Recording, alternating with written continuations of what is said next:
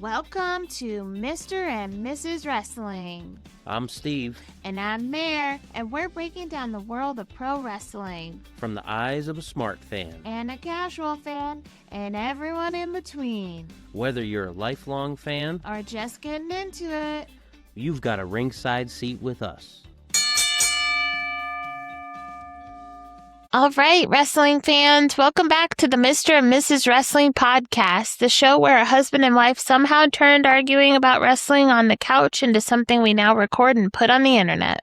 And this week, there's a lot to get into. We're breaking down AEW Dynamite, what worked, what didn't, who came out looking like a star, and which decisions had us looking at each other like, are we watching the same show?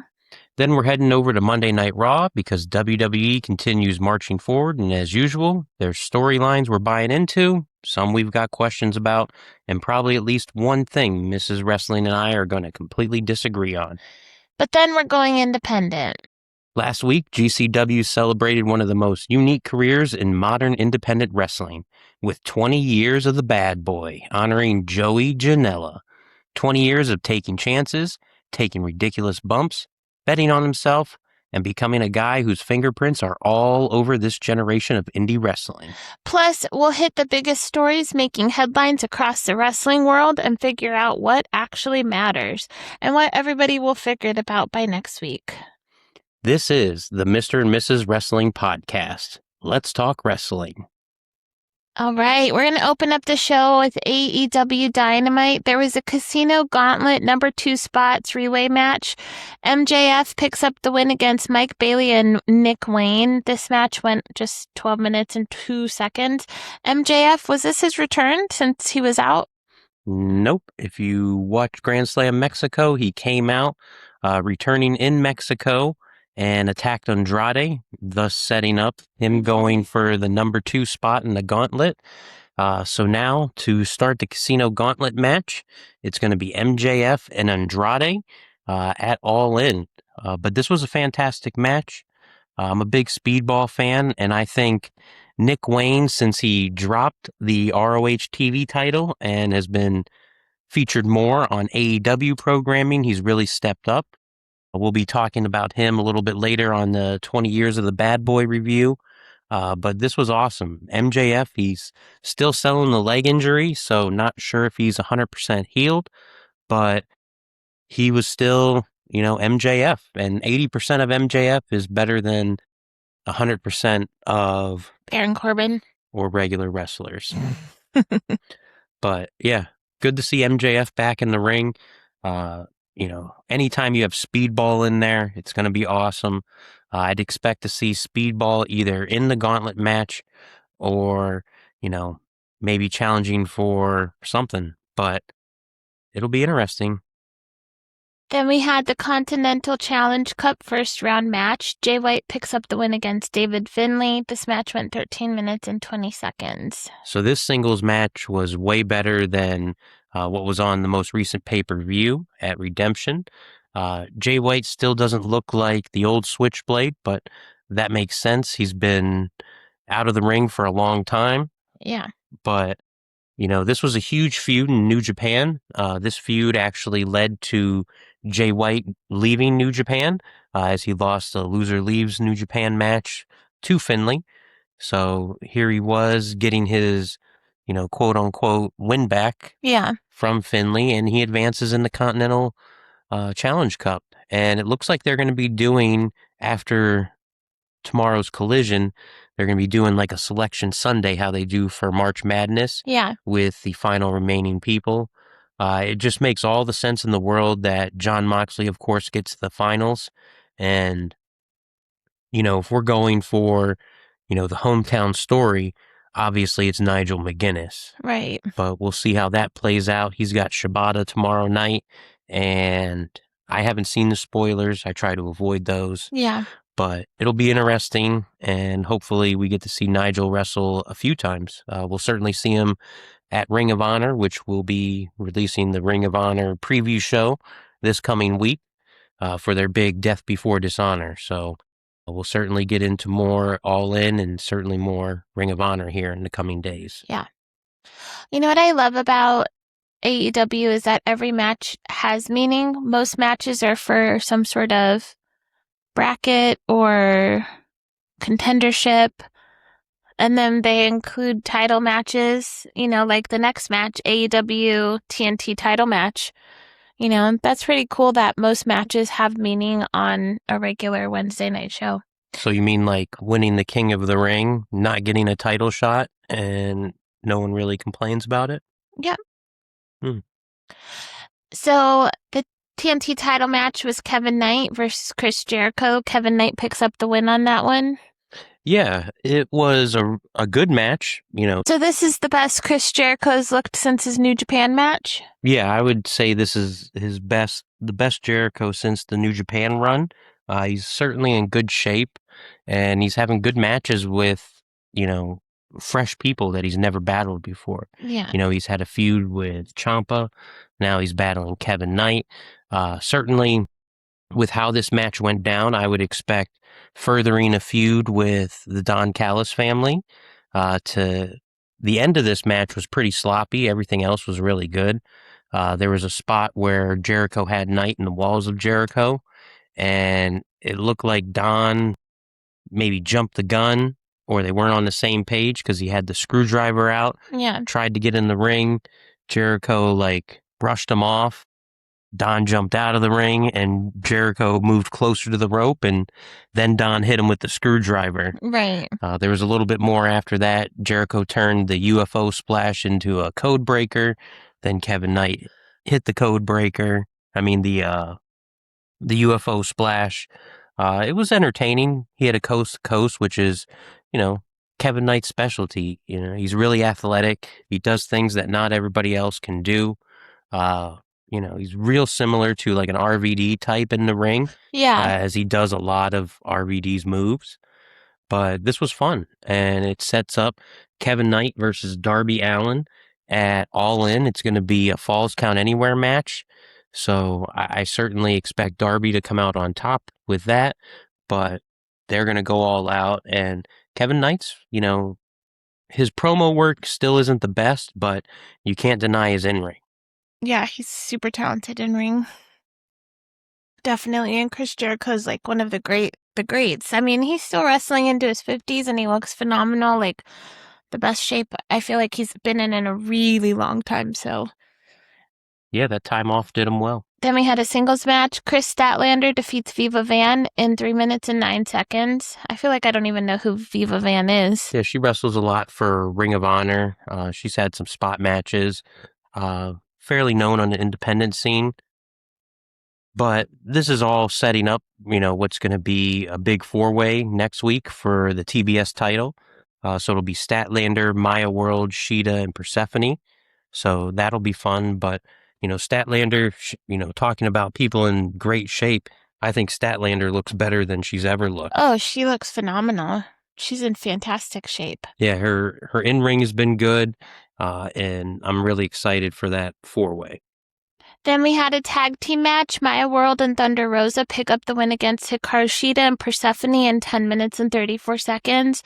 We love Persephone. Maya World is up and coming. But you said essentially the match is going to be Maya World, Chris Statlander, and who?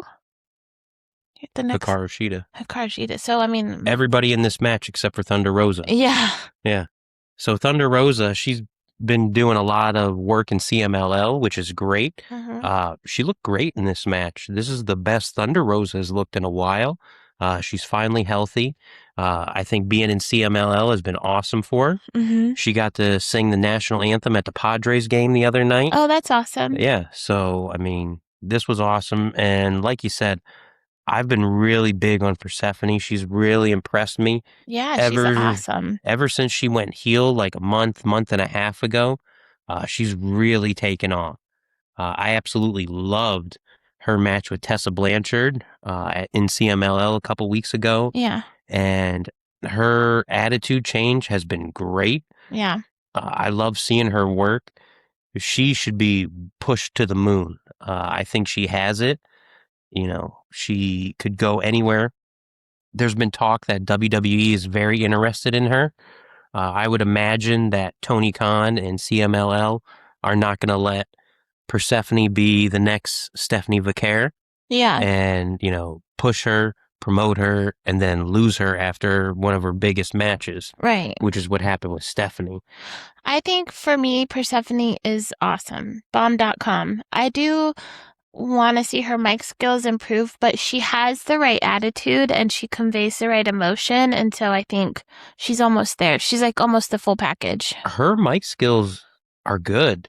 She's natural in English. I don't even think it's the English thing. I just think it's just I don't know. There's just something missing for me there in that aspect, but everything else, she's the total package. The CMLL Persephone and the AEW Persephone are a little bit different. It's almost more natural when she's in CMLL, and she feeds off the crowd and vice versa. And she's just awesome. I think, outside of Tekla, she's had probably the best 2026 for a woman's wrestler. Yeah. All right, so then there was a non-title Continental Challenge Cup first-round match. Jon Moxley defeats Jack Perry by referee's decision. This match went for 15 minutes and 42 seconds. What does that mean, referee's decision? The ref stopped the match. Who was bleeding too much? Who was passed out? Well, Jon Moxley picked up the win, so... Oh, I guess it's Jack Perry. Yeah. Not the brightest bulb in the wrestling box. I also didn't see the match. So Moxley... threw Perry into the post, and for once, Moxley wasn't bleeding all over the place. It was Jack Perry, and Moxley just went to work on him. He had him in the choke. Perry didn't tap out, didn't submit, but the ref did stop it. Therefore, Moxley advancing. Right now, all of these matches are for the Continental title, and, nobody essentially is the Continental champ. Moxley, currently holds the distinction of being the Continental champ. But if he were to lose any of these matches, the title would just be vacated until the winner is crowned at All In. And I would be very shocked if Jon Moxley loses at all, and specifically before All In. Yeah. I mean, Jon Moxley, he is the ace of AEW. He is, definitely. There was also, to open the show, we had the Kenny Omega Will Ospreay confrontation as they continue on the build to All In. It wasn't as good as the one they had a few weeks ago. Don Callis getting in the middle because, if you recall, the first time they met, you had Don Callis with Kenny Omega. Yeah. And then Don Callis turned on Kenny Omega, joined Will Ospreay, helped Ospreay get over the hump, beat Kenny Omega at Forbidden Door. Will Ospreay kicked Don Callis to the curb. Of course, Kenny Omega and Don haven't been on the same page in a while. I certainly would not be opposed to Don and Kenny getting back together at some point. Yeah. It would be awesome to see Don help Kenny overcome Ospreay again. I think heel Kenny Omega is the best. Yeah, I love heel Kenny Omega. I'm certainly not ready for this title reign to end in 2 weeks, because we're essentially, 16 days away from All In. Yeah. So it'll be interesting to see. I mean, that card right now is shaping up to where it could be potential match of the year. Yeah. And, it's only going to get stronger. There's rumors, going crazy, new wrestlers coming in all the time. Everybody is fully expecting the New Day to show up. I am hoping that, Austin Creed and now known as KSM, Kofi. Yeah. I hope they show up before All In. I hope they advertise them, hype them up, even if it's just an appearance, not a wrestling. Yeah. Get that little bit of a bump, push these numbers over 40,000 tickets sold, give them a match, have them go against the Motor City Machine Guns. Right, yeah. Bring back FTR and Kofi and Austin and the Machine Guns in a 3-way. I mean, I expect FTR to be back at some point. That weekend, they're going to be wrestling for Rev Pro. Yeah. So I would expect FTR making their return soon, which is going to beef up this tag division and make it, probably the best tag division in pro wrestling. Yeah, 100%. And, when you look at the potential matchups, I mean, at All In, we're getting Cope and Cage versus the Young Bucks. You could have Cope and Cage versus New Day, Young Bucks versus New Day, Yeah. FTR versus New Day, something you haven't seen in a while. Motor City Machine Guns and the Young Bucks again. I mean, the possibilities are endless. And then you have the other, one-off tag teams that could always get back together. Yeah, I mean, you could very easily put Hangman and Kenny back together for one more tag run. absolutely. Hangman can't go for the world title, so what better way to keep him and Kenny in the forefront? But, a lot of things going on, and it'll be interesting. We got 16 days, so a lot can happen, and a lot will happen for AEW. But a solid Dynamite, not the best Dynamite, but there was a lot of good stuff here. All right, so we're going to change gears and talk about WWE Raw. There was the WWE World Heavyweight Title #1 Contendership Tournament first round match. Wow, the names of these are very long. Penta defeats Laredo Kid in 10 minutes and 40 seconds. Now, does anybody realistically believe that anybody is winning this #1 contender tournament other than Penta? Like, is WWE really going to put La Parka against Roman Reigns? No. So, I mean, you're almost destined for the finals to be the Lucha Brothers battling each other, Penta versus Phoenix.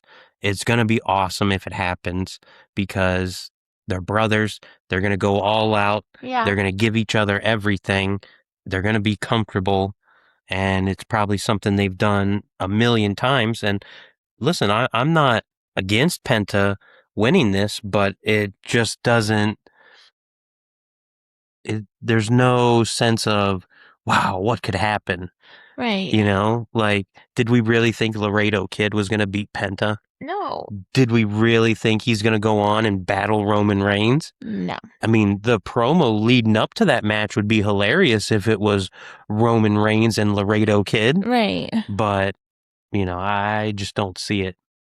But, at least they're giving AAA a showcase on Monday Night Raw. Right.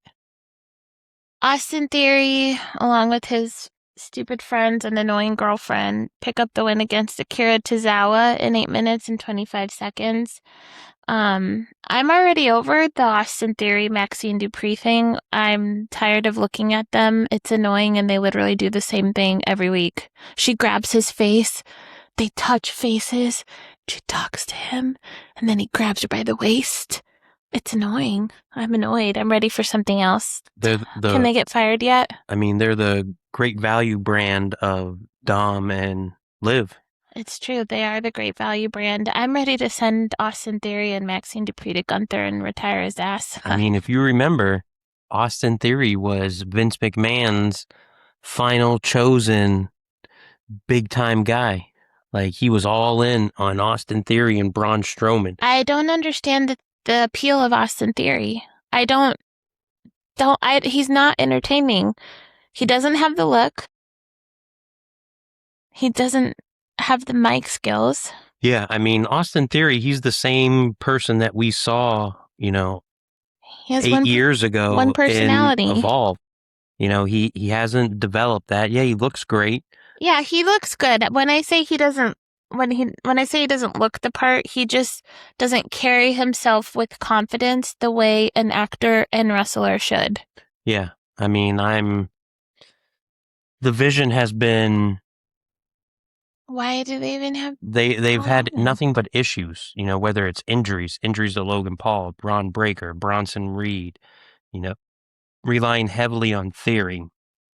I mean, initially, the Maxine and Theory pairing, it was cool, something different, but to me, it just seems like Maxine is cosplaying as Liv.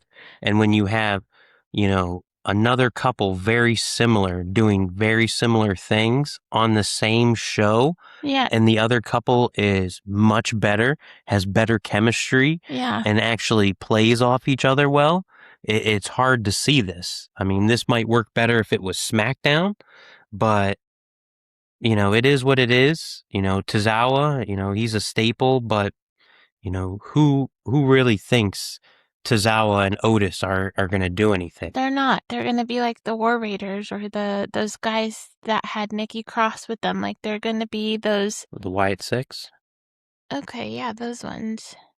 No, the Viking ones. Yeah, Nikki Cross wasn't with them.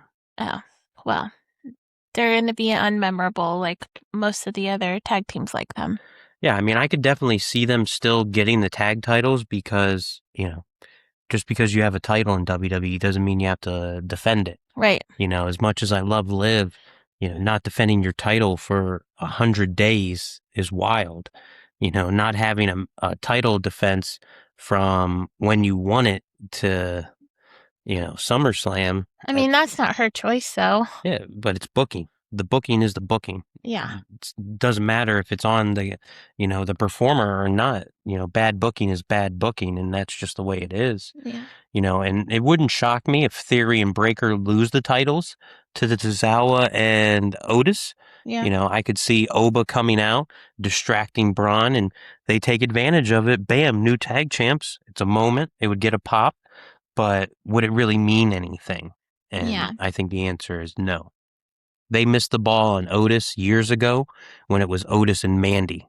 Yeah. That was way more fun than Otis and Maxine. 100%. Then we had a singles match. Dragon Lee picks up the win against Dominic Mysterio, 10 minutes, 35 seconds. I mean, what the hell is going on with Dom? Burying him. I mean, he is the AAA mega champion. That's the biggest champion. Yeah, for AAA. And I've said it before, and I'll continue to say it. Ever since he beat John Cena for the Intercontinental title, Dom has not been the same.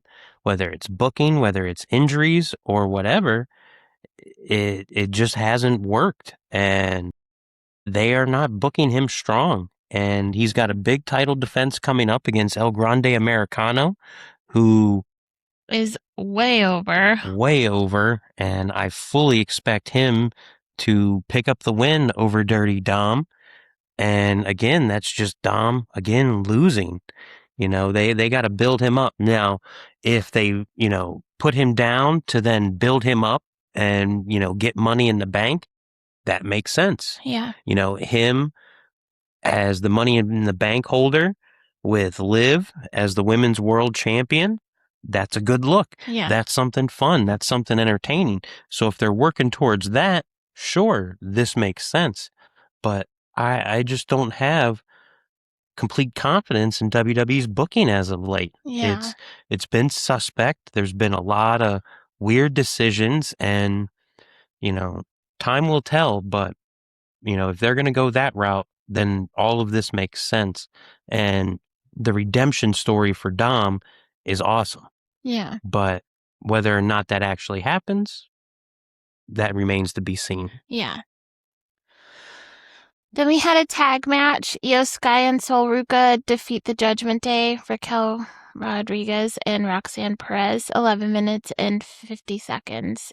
I think in general, I'm not very interested in WWE at this time in terms of the entertainment value for somebody like myself. Like, I prefer an AEW because it's actual wrestling and it's less like hokey pokey.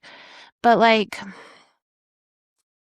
the Judgment Day, like, I love Raquel Rodriguez and I thought I liked Roxanne Perez, but like, I don't know, everything in WWE, I'm just like over it. You know what I mean? Like, I wish Raquel could move on. I wish, Dominic could move on. I wish they could go somewhere else and be bigger stars and be fully utilized. But here it's just, filling seats, selling tickets, merch, whatever, like. Yeah, I mean, it's ebbs and flows. WWE's been on top for, the last few years, having record runs.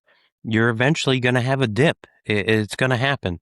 That being said, I thought this was a really great match. I enjoyed this match, and I love Raquel and Roxanne as a team, and thought this was fun. even before the match, it was entertaining. They had Danhausen coming up, approaching. Oh, with EO and stuff? No, he approached Soul and Oh, okay. offered to be her partner. Uh-huh. And, of course he couldn't be because WWE certainly will not have men versus women and Yeah. women versus men. Yeah. And Soul told him that she already had a partner. And, EO, who's been battling with the Judgment Day, made total sense. And EO is one of the best wrestlers in the world, man or woman. Yeah, she's fantastic. And her and Soul work great together. EO and Raquel, that's a fun matchup. If you really want to get Raquel over as a top, intercontinental champion, feed EO to her. EO won't be any less if she puts Raquel over, and it would be fun. And Soul and Roxanne, they're the future of WWE. Both are under 25. Both are super talented, and you don't get to see the real Roxanne. I mean, Roxanne Perez in NXT was awesome. Multi-time women's champion. Yeah. She was the longest reigning Ring of Honor women's champion until Athena broke her run, and she's super talented. And I would expect to see Soul and Roxanne battling it out for years to come. But this was a really fun matchup, and excited to see where this goes from here. I would much rather see Io and Raquel feud than more Io and Liv, even though they've had some decent matches. Yeah. Then the last match was Jey Uso versus Solo Sikoa in 12 minutes and 15 seconds. What did you think about this match, babe? So Solo has been on fire on the microphone. He is letting his personality shine, mocking his brothers.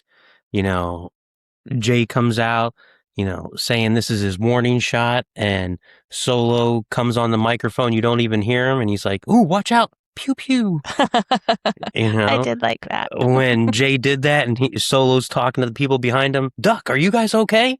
Did you miss that?" That was awesome. And Solo's been great. And now that Jay beat Solo, he's going to deliver him to the tribal chief. And is this going to be a thing where Solo implodes the bloodline from within? Or is he going to fall in line like Jacob did? Yeah. It'll be interesting to see. But Solo is super over. He's been great on the microphone. And, I've really enjoyed it. Now that once he got away from the MFTs and they stopped battling the never ending feud of the Wyatt Six, it took the Wyatt Six to get fired for, the MFTs and Solo to move on to something different. Yeah. Which is awful to say, but I'm glad that he's not doing that anymore. And we get to see his personality, which he didn't show that whole first Bloodline run because he didn't need to be the mouthpiece, which was awesome because he got to learn, he got to develop. And it's crazy to say you're learning and developing on the biggest stage that there is. Yeah. But this was fun, and I'm not totally into Jey Uso, but Solo's awesome. I love Jacob, and we're one step closer to adding another Bloodline member because the night after, something we've been talking about for months finally happened. Zilla Fatu shows up on NXT. Yep, he made his debut.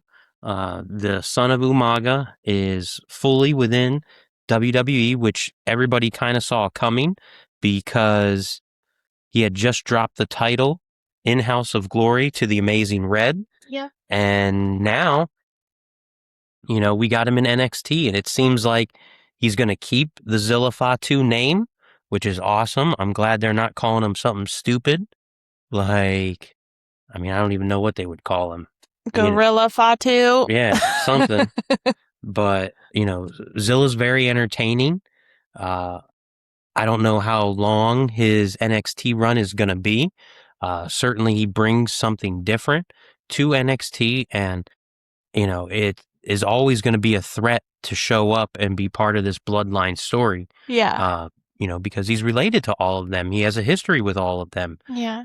Whereas the Usos are like Roman's go-to and looked at so highly, Jacob and Zilla are, the black sheep of the family. Yeah. They're the ones with the troubled past and the attitude. You've heard all the stories about Zilla, whether it's, training with Booker T, having a falling out with Booker T, going to GCW, getting some shows, having a falling out with GCW. Yeah. So, there's been issues all along the road. I hope that he runs into nothing but success because he is super talented, but we'll see what happens. And, it makes total sense for him to go to WWE because his whole family's there. Yeah. And he has way more of a shot to be booked on top because of that connection. Yeah. And, as much as we talk about WWE being down and not as popular, it takes one appearance from The Rock to completely flip this on its script. And if we get, a match we're expecting, a Roman and Rock match at WrestleMania in Saudi Arabia, that would be interesting. Yeah. That would be something. Yeah. And that would completely change, the way WWE is looked at. And if the, history shows anything, whenever The Rock has a down movie or a movie that underperforms, the first thing he does to either get his confidence back or boost his value or to get that bump is to come back to WWE, to come back to wrestling. And, him being on the board, him having, some kind of say within the company. And I'm sure, if Saudi Arabia knows that they have a chance of getting The Rock at WrestleMania, they're going to pay. They'll pay whatever to make that happen because that's a big deal. Regardless of how Moana does or if he's going to be in the next Fast movie or whatever he's doing movie-wise, he can always come back to WWE and be a top guy. Yep, absolutely. Because he has that resume, he has that cachet, and the fans here will appreciate it because, they don't get it all the time, and they remember what was more than what is. Yep, definitely. Now, with all that being said for WWE Raw, I have enjoyed SmackDown. SmackDown's more of the wrestling show, and with the talent they have there, it's basically a super indie. Yeah. They got Kevin Owens, Sami Zayn, Finn Balor, CM Punk, Gunther, the indie god Matt Cardona, Chelsea Green. You got Jade, Tiffy Time, the MFTs, Damian Priest, R-Truth. So they got a lot of good talent on SmackDown, and they actually have the better matches. Yeah. And they brought back Haku. Yep, definitely. So, as much as WWE may be struggling, they're the Disney of pro wrestling. Their struggling is still the success every other wrestling company would dream of. Yeah. Let's pivot a little bit and talk about the indie stick man himself, the Bad Boy Joey Janela. GCW did the 20 years of the Bad Boy this past week. They started off with a 6-way match. It was a scramble. Ryan O'Neal, Channing Decker, Kayvron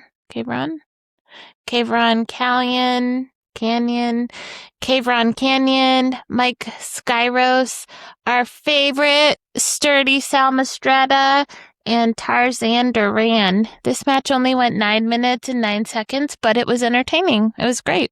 Yeah, the GCW opening matches, whether it's a scramble, tag matches, these guys go all out. This is the future of pro wrestling.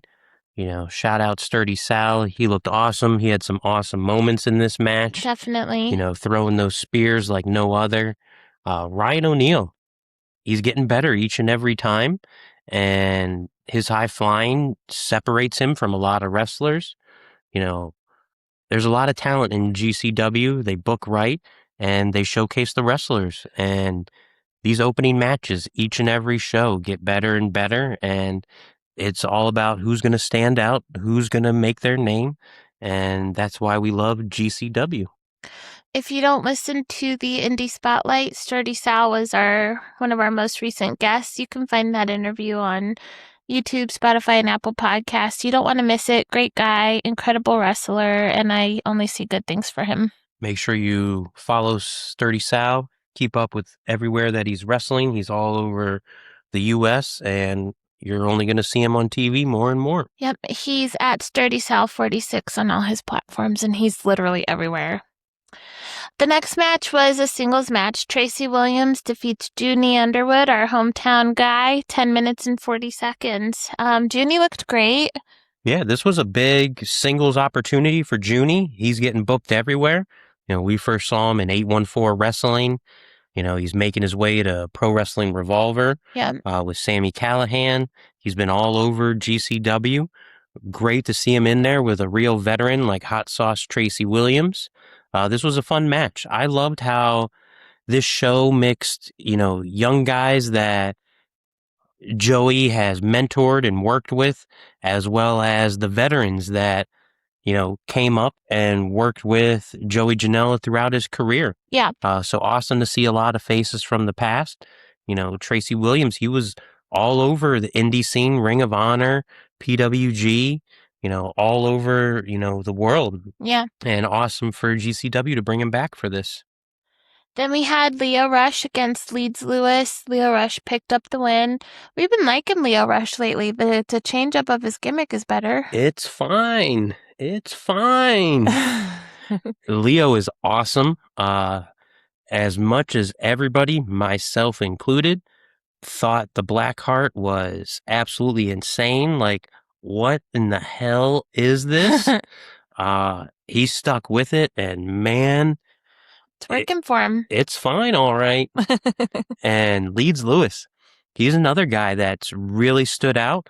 I believe he's from, England, but, he's been really making a showcase. He was, teaming with Busta and the Brain in some big six ways. He's had some good singles matches, and, good things are, certainly coming for him. He's definitely someone we would love to have on the pod to share his story and to get more eyes on him. But man, Leo Rush, currently the Ring of Honor television champion, has a huge history with Joey Janela. GCW helped bring Leo back into wrestling after he stepped away for a little bit. And this has been great. I've really loved the Leo Rush and Shotzi Blackheart independent, bonding that they've had. Yeah. And how Shotzi is like enamored with Leo. Yeah. And the umbrella on the head of Leo everywhere he goes in his interviews. I mean, it is awesome. Then we had a singles match. Crowbar picks up the win against Jimmy Lloyd, 13 minutes and 12 seconds. Jimmy Lloyd. Jimmy Lloyd is for the children. He is awesome. And Crowbar's been doing this for like 30 plus years. Yeah. He was originally in WCW. Jesus. And again, someone else that Joey brought back into wrestling.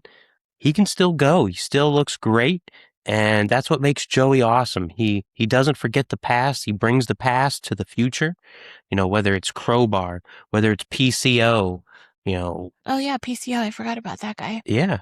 The final match was Sabu. I mean, this was great. And, Crowbar got his flowers from Joey that night, and, he deserves it. And it was fun. I enjoy Jimmy Lloyd. Jimmy Lloyd's not someone you're going to see on Monday night. But for independence, he's great, and he's talented, and he's fun, and people love him.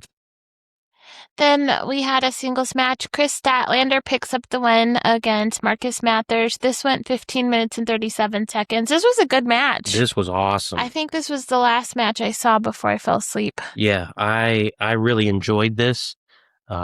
Shout out Marcus Mathers. I tweet him every show. Yeah, you do. He likes every tweet too. He's nice enough to like and retweet our stuff. And if you don't watch Marcus Mathers, you're missing out on the future. He's a WWE ID guy, and I would be shocked if he's not on NXT in the near future. He's fantastic. He can do it all. He's upped his look. He looks the part. His gear is awesome. He's gotten so much better on the mic. I really enjoyed his match with Avery Styles, AJ Styles' son. Yeah. That was a lot of fun. He was great on commentary the night before that match, playing the heel, which he normally doesn't do. And, he had he had a banger with Charles Mason earlier in the year. And, going against Statlander, that's why I like GCW. They're not Fun. they're not afraid to do men versus women and, make it work. And watching this, you didn't feel like, oh my God, that's Chris Statlander. She's fighting a man. No, she held her own. She's Yeah. a bad bitch. Yeah, this was awesome. And, it shows intergender wrestling can happen. It can be good. It can be entertaining. And it's not hokey when done right. And GCW does it right. And we'll point that out in the main event here in a little bit. Then we had a singles match. Bear Bronson picks up the win against Marco Stunt. This match went for 14 minutes and 23 seconds. Yeah, this was really entertaining to see the contrast in styles. Big monster. Size. Yeah. The big monster of Bear Bronson and little Marco Stunt. Marco, he can still take a pounding, and Bear, he can give a pounding. Yeah. But this was fun. Glad to see Marco back on the independents where he's thriving, getting the bookings, and looking good. And we're going to talk about him in a little bit here and what he's got coming up. But big stuff happening for Marco. Then we had another match, Nick Gage versus Rhett Titus. This match went for 13 minutes and 24 seconds. Yeah, Nick Gage looks the best I think he's looked in like 15 years. Yeah. He's clean. He's sober. He looks great. He's moving good. Rhett Titus, Rhett Titus looks better than 90% of the wrestling world. Mm-hmm. He's in phenomenal shape. I was watching an old Ring of Honor show earlier this week, and there was Rhett Titus as part of the All Night Express with Kenny King, and he still looks great. He's a Ring of Honor staple, and it was awesome to see him in this match. He took the pizza cutter like a champ. He was bleeding all over the place, and they had a really fun match. And that just I caught some of that match. Yeah, because you wanted to see the pizza cutter. I have a love-hate with death match type things. Yeah, this was awesome. It was a fun match and just, overall a great show. Then we had the grand finale. Alec Price and Nick Wayne defeat Janelasis, Joey Janela, and your girlfriend, Megan Bain, 23 minutes and 12 seconds. I want to petition now. This is the Mr. and Mrs. Wrestling podcast, but if we ever have a power couple on here, if it's not Chelsea Green and Matt Cardona, number one is definitely Joey Janela and Megan Bain. That would be awesome. Wait, so your top power couple is these guys or Chelsea Green and Matt Cardona and not Jon Moxley and Renee Paquette? Yeah. I'm talking, they're both wrestlers. I don't know. I don't think. Why would I I like Joey Janela and Megan Bain way better than Chelsea Green. We know way more about Renee and Mox than any of the other ones. I feel like if we were to have a power couple, sure, we could have Chelsea Green and Matt Cardona. We would just give Matt Cardona the wrong day and time and just have Chelsea. I love Matt Cardona. Just because you're not a fan of the indie god doesn't mean that I'm not. I know, but look at all these collectibles. It's his fault. Yes. During COVID, we couldn't do anything. He was obsessed. And I was watching his show. You were watching stupid YouTube shows of him walking around Target with Chelsea while she rolled her eyes. And he's like, I want to buy this. And she's like, God. It's great. But, this main event here was fantastic. Loved it. It was my match of the week. And Nick Wayne was the fill-in for Jordan Oliver, who was injured. And Nick Wayne was fantastic. Megan Bain always looks the part. Joey always brings it. And them as a tag team is fun. Alec Price, I remember when he was in Blitzkrieg Pro, before he did the whole character shift, and it's been awesome to watch his journey. Now he's signed to AEW, having matches on Dynamite, Ring of Honor all the time. Him and Jordan Oliver have been great. Ring of Honor, him and Jordan Oliver have been great GCW tag team champions. Yeah. Even though I think that title reign is coming to an end tomorrow night. But this was awesome. After this match, they had a huge, celebration for Joey Janela, giving him his flowers. Brett Lauderdale talked for a while. And the big thing that stood out to me is that, if Joey loses to Marco tomorrow night, he's done. At Homecoming? Yep. He's done with GCW. And he alluded in that speech afterwards that he's going to be on TV again, and he's going to do it right this time, and he's going to go be with his friends. Redo. Yes, and I tweeted, is this the Joey Janela to AEW redemption story? And guess who liked that tweet? The bad boy himself. Joey Janela. So it makes total sense. Joey in Ring of Honor would be a lot of fun. Battling for the TV title, for the world title would be awesome. Yeah. I'd love to see Joey and Mox go at it. Hell, you could put Joey and Megan together on Dynamite, and that would be a lot of fun too. Yeah. There's a lot, that could happen, but if you're going to watch any match recently, the two matches that have stood out most recently is the Alec Price and Nick Wayne versus Janela and Megan Bain in the Persephone Tessa Blanchard match. Yeah. And it looks like Tessa Blanchard might be going to MLW here shortly. Wow, that'll be a change of pace. You don't think she'll want to go back to Mexico? They have a partnership, so CMLL and MLW work together. Yeah. So it makes sense. They're trying to get that women's division off the ground. Yeah. They're going to be working with Nikki Storm, formerly Nikki Cross. They've got Scarlett, Shotzi there. Yeah. So it makes sense to bring in Tessa. Then we had night 1. This is the preview for Homecoming. Okay. So we're going to pivot to our night 1 preview for Homecoming, which is their big show coming up. It's the biggest one of the year. Yeah, Homecoming is the GCW WrestleMania. So we're looking at a tag team match, Charles Mason and Slade versus the Savage Gnomes, which is Bear Bronson and his lady, Gabby Forza. Congrats to Gabby going to TNA. Yeah. Is this like her last match here, or will she still be able to wrestle in GCW? I would imagine she's still going to be able to wrestle in GCW. Bear Bronson signed to TNA as well. He's teamed up with Brian Myers as part of the system. So I would imagine she'll still be able to make some GCW appearances. TNA doesn't tape all the time, so I would expect that. But this should be really fun. Gabby's had a lot of issues with Charles Mason.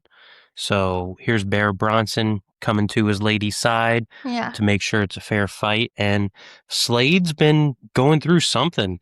He wasn't medically cleared at Homecoming, so he snapped and beat up a bunch of security and backstage people. Yeah. Until his maybe lady friend, Amy Rose, talked some sense into him. Yeah. So maybe we have someone else calling the shots, but I would imagine this will be something interesting to see. Then we're having a Chola chain match that's going to be Viperous versus Christian Napier. So this is going to be a battle. This is going to be bloody. Yeah. This is going to be a spectacle.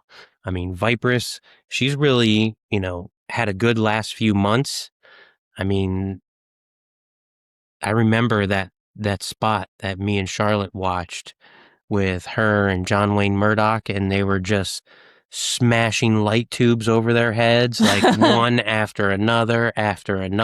We are parents of the year. We watch death matches with our 5-year-old. Yeah. She likes them. And I expect this one to be bloody. I expect this one to be violent.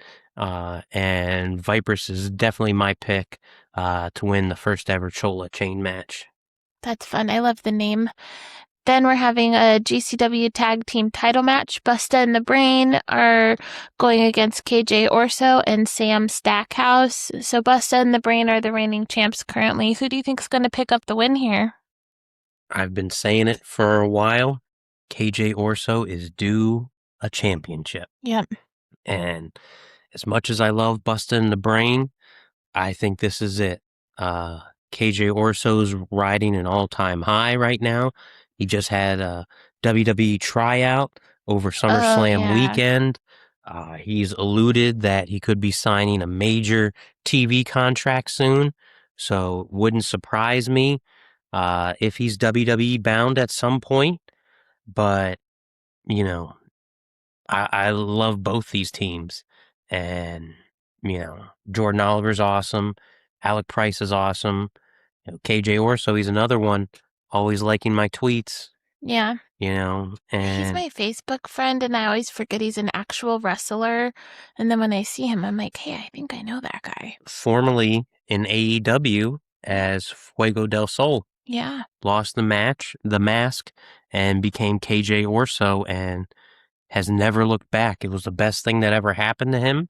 Yeah. He's really elevated his look, his physique, his in-ring has just developed, and, Yeah. he's earned everything he's gotten. And I think this is going to be his crowning moment, becoming co-holder of the GCW tag team titles. That'll be awesome. Then we have a 6-man tag match. It's going to be Nick Gage, Nino Extremo, Sicko the Clown versus Connor Claxton, Dr. Redacted, and Jimmy Lloyd. Jimmy Lloyd sounds like the name of one of your friends, like in Massachusetts. Like whenever I see Jimmy Lloyd, I'm like, don't we know that fella? I'm thinking Shout out Jimmy Charger. Jimmy Chargers, who I'm thinking of. Right. If you're listening. This is going to be another bloodbath. I mean, Nick Gage, he's pizza cutting everybody. Dr. Redacted's going to go wild. You know, it's going to be crazy. There's going to be doors. There's going to be glass. There's going to be light tubes, pizza cutters, barbed wire, chairs. Yeah. I mean, if you want to see some violence, this is what you want to see. I think that I'm excited to see this match since we talked to Sal Mastretta, because he said that it's like an art. Yeah. Death matches. Yeah. I mean, it's... And so I kind of want to watch from a different perspective, because usually I'm like, this is disgusting. I don't understand why they're doing this. But like, if you call something an art form, then I'm like, let's see. I want to see. It's different, There's horror movies, there's slasher movies, there's comedies, just like in movies, just like in wrestling. Yeah. There's all these different styles. There's the lucha libre style. Yeah. There's the British strong style. There's Japanese strong style. Right. There's deathmatch wrestling. Yeah. They have everything. It's like ice cream. You can get your taste in whatever you want. And that's why I like GCW, because it's not all death matches. Yeah. It's, mixed in with some really good wrestling. And you'll see some good wrestling here. And to me, GCW is the closest thing that we have to ECW. And I remember when I was a kid, everybody said, ECW, that stuff's real. That's just brutal and grotesque violence. And I loved it. Yeah. As a teenager, that spoke to me, and I get a similar feeling when I watch GCW. Yeah. Because they have those violent matches, but it's also mixed in with really good wrestling, Yeah. hot crowds. And if you've never been to a GCW show, it is an experience. It's something you'll never see or feel. Yeah. And you're guaranteed to see something special when you go to GCW. Yeah. Then we have a singles match, Joey Janela versus Marco Stunt. Joey Janela. Everything's on the line here. Yeah, he leaves. And you said you're excited about this match? Yeah, it's going to be awesome. I mean, Joey has bangers. Every match he's been in.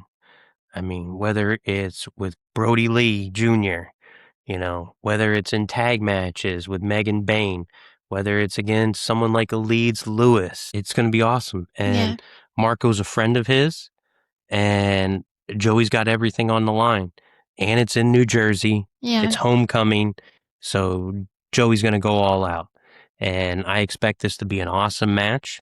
I'd be shocked if Joey doesn't get the win here because GCW without Joey Janela just doesn't feel the same. Yeah. I mean, as someone who got into GCW because of Joey Janela, Yeah. Learning about the spring breaks and bringing back PCO, the match with Marty Jannetty, Yeah. Virgil getting involved, bringing in Matt Cardona, having those wild matches. I mean, it's been a lot of fun, and I want the ride to continue, and I think it's going to be awesome. Breaking news on SmackDown, we have a new Women's United States Champion, JC Jane, picking up the win over Tiffy Time. Wow. So, Fatal Influence, not only are they the women's tag champs, now they have the United States Championship, which ultimately leads me to believe you're going to get Tiffy Time versus Chelsea very soon. For the title. Yep. Assuming Chelsea can, whether it's wearing a mask or whatnot, but yeah, it makes sense. And I tweeted this tonight, and I'm going to die on this hill. They have absolutely nothing for Jordan Grace. Put her with Chelsea Green. Have her be the muscle. Yeah. I mean, that would be great. Yeah. The new leader of the Secret Herbis, Thick Mama Pump. I know. I would love it, but they're not going to do it. They're just having her sit at home. Like, put her with her. It would look great. She'd come out. I'd never let her wear sleeves. I'd have her in that suit with no sleeves, looking like Batista when he was the Deacon. She'd be like a pretty China. Yeah, be awesome. Not that China was ugly. Eddie Guerrero did her right. Shit, they could bring Gresham too. Put him with them. That'd be great. Oh, I would love that actually. Then you have like the new faction. It's Chelsea, Gresham, Jordan Grace, and Matt Cardona. That'd be pretty cool. It'd be awesome. But let's get to the main event of Homecoming. GCW World Title Match, Atticus Cogar and Joseph Sawyer. Now, didn't we talk about this recently, that it might be coming to an end for Atticus Cogar? Do you know who Joseph Sawyer is? No, of course I don't. He was Joe Gacy from the Wyatt Six. Okay. So he was very big on independence. And it certainly wouldn't shock me here to see him pick up the win. But with it being his first time in GCW, I would expect Cogar to retain. But I think that title run's going to be coming to a close here at some point. But if you noticed, we talked about 2 GCW shows, and we did not mention one of our earliest supporters and friend of the pod, Effie. Effie is not on this show. It would be awesome to see Effie make his big return in GCW. Yeah. It's been a little bit, but we'll see what happens. He's been working other shows, been doing some NWA stuff, so it'll be interesting. Brett Lauderdale mentioned that there's no issues between GCW and Effie, that Effie is, just doing other stuff, just being an independent wrestler. His podcast is going strong, and certainly Effie knows he always has a welcome spot here anytime. So I hope Effie's great and can't wait to see him on GCW again sometime. Yeah, definitely. But definitely tomorrow, August the 15th is going to be night 1 of GCW Homecoming. It's going to be on Triller TV, so make sure you check it out. It's going to be something unlike anything you've seen this year. Yeah, and if you're local, you guys can catch us tomorrow night at the Pod Pro Wrestling Show out in Wimber. We'll be there supporting the guys, wearing our shirts. Maybe we'll bring a few stickers with us, but definitely say hi. And that's going to do it for another week here on the Mr. and Mrs. Wrestling Podcast. We covered Monday Night Raw, broke down everything that went down on AEW Dynamite, and took a trip into the wild world of GCW for 20 years of the Bad Boy, celebrating the career of one of independent wrestling's true originals, Joey Janela. And whether you agree with everything we said tonight or you spent half the episode yelling at your phone, that's exactly why we love doing this. Because wrestling is better when everybody has an opinion. Before you go, make sure you're following and subscribing to the Mr. and Mrs. Wrestling Podcast on YouTube, Spotify, and Apple Podcasts. Follow us across all our social medias. Like the clips, share the show, drop us a comment, and tell us what you thought about this week in wrestling. And keep an eye out for our Indie Spotlight series, because we've got more conversations coming with wrestlers, referees, promoters, and personalities putting in the work and helping build the future of professional wrestling. Don't miss this week's episodes. We've got a full lineup. We have Miles Blackwell. We have the CCW heavyweight champion, Odin Davenport, and our favorite count, the Count, Mark Charles III. That is all this week. Thank you for hanging out with us. Thank you for supporting the show. And most importantly, keep watching wrestling, keep supporting independent wrestling, and we'll see you next time on the Mr. and Mrs. Wrestling Podcast. Hello, my friends. We meet again. It's Wrestling Superstar CPA, and you're listening to Mr. and Mrs. Wrestling Podcast. Sorry, I'm a little sweaty. It's summer. It's summer, after all. You're listening to Mr. and Mrs. Wrestling Podcast, the Indie Spotlight. Every Friday, they spotlight an indie wrestler. Maybe it's one that you like. Maybe it's one that you don't like. Maybe it's one that you saw one time, and now they're wearing a different hat. You can find Mr. and Mrs. Wrestling Podcast on all podcast platforms, such as Spotify, iTunes, and also YouTube. You're listening to the Mr. and Mrs. Wrestling Podcast. This is CPA telling you, let's go, girls.